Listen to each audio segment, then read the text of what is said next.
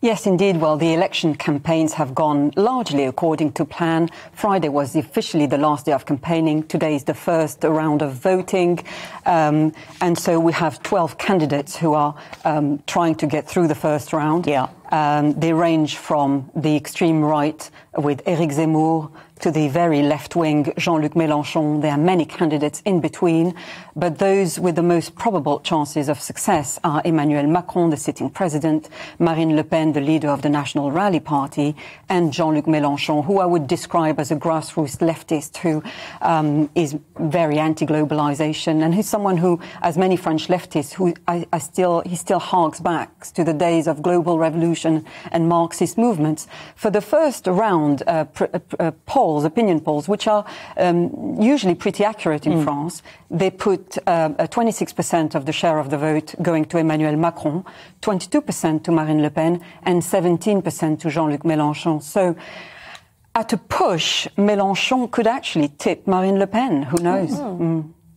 Nabila, how much has Marine Le Pen detoxified the Front National? I mean, it's now called something different, isn't it? But I mean, it was very easy once upon a time to categorise Front National as on the far right when you look at some of their policies, particularly with the influence at the time of her father when he was leader of the party.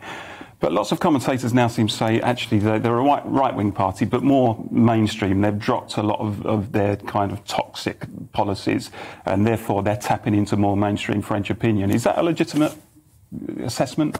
Well, I think what made her more mainstream is in this election, you have seen the emergence of a candidate like Éric Zemmour, who makes her look remarkably moderate. He's somebody who has 3 convictions for spreading religious and racial hatred. The last one in date was for him appearing on live television suggesting that child immigrants are all potentially rapists and murderers.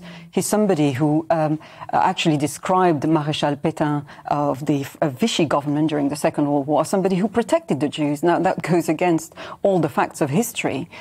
So the emergence of an extremist like him made her policy more palatable, if you like, but she still carries on with her hard right program.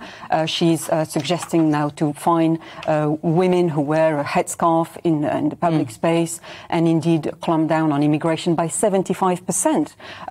Not only reduce immigrants who are coming to France, but also clamp down on those who are already here. She has desperately been trying to distance herself from her toxic father, who, let's not forget, is a convicted Holocaust denier, a racist and anti-Semite. But he remains a major figure in the party, and a lot of her supporters remain fundamentally loyal to him, and he crucially remains her father. And let's not forget that her party was literally founded by Holocaust deniers and former soldiers, Third Reich soldiers who fought in the Nazi Waffen-SS. So where's her support coming from? Because obviously the vast majority of French people would not have any truck with Holocaust denial. But if she's, closing the polls to this extent where people are suggesting there's an outside chance she could win the presidency, where's her core support coming from, and why? Well, we've seen younger people in particular, haven't we? Yes, indeed. That was a very peculiar survey because it goes against the grain of, young people. You usually think they would be more, have more progressive ideas, more liberal ideas, but to actually be associated to such a party with such a dark legacies is quite astonishing.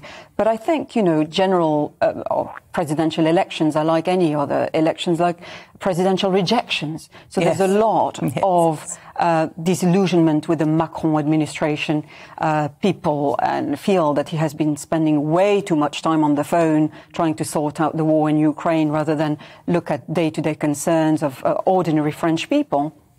And I think she taps into that disillusionment and the fact that France is a country of dissent and of protests. There was a massive anti-Macron movement, the Yellow Vest, who feel, you know, that somebody needs to address issues such as the cost of living, price of fuel. Parallels with Brexit and the election of Trump, do you think? The left behinds taking their revenge on an out-of-touch political establishment? Well, to a certain extent, although Marine Le Pen is ditching issues such as Brexit, for example.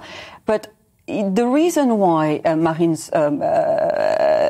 Le Pen's policies, if we can call them that, are more shallow is because they have no substance. Like if she, by some miracle, were to be elected as President of France, which I don't believe for a second, for many reasons, not least of all, you know, she's has struggled as a politician for decades. She was rejected as a would-be MP for many years in the Northern France constituency, only getting a parliamentary seat at her 5th attempt.